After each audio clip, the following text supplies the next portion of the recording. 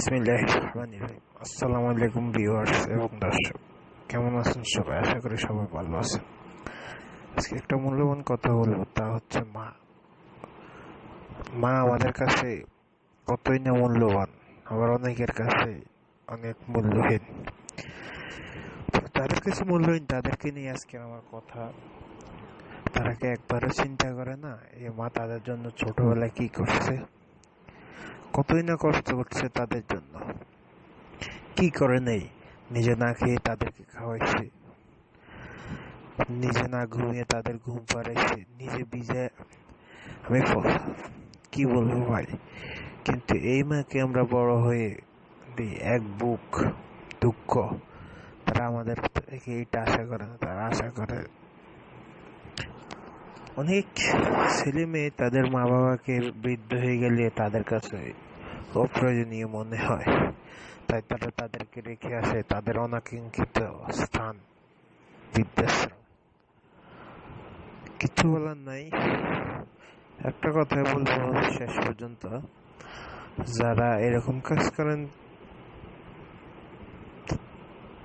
তারা যদি এটা শুনে থাকেন তাহলে আশা করি এরকম কাজ আর আপনারা করবেন না। আসসালামু আলাইকুম।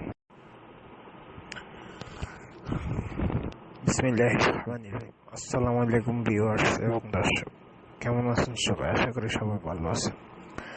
আজকে একটা মূল্যবান কথা বলবো, তা হচ্ছে মা। মা আমাদের কাছে কতই না মূল্যবান, আবার অনেকের কাছে অনেক মূল্যহীন।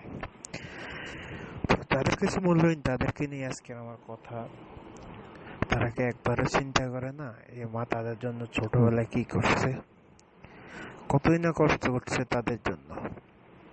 কি করে নেই, নিজে না খেয়ে তাদেরকে খাওয়াইছে, নিজে না ঘুমিয়ে তাদের ঘুম পাড়াইছে, নিজে ভিজে।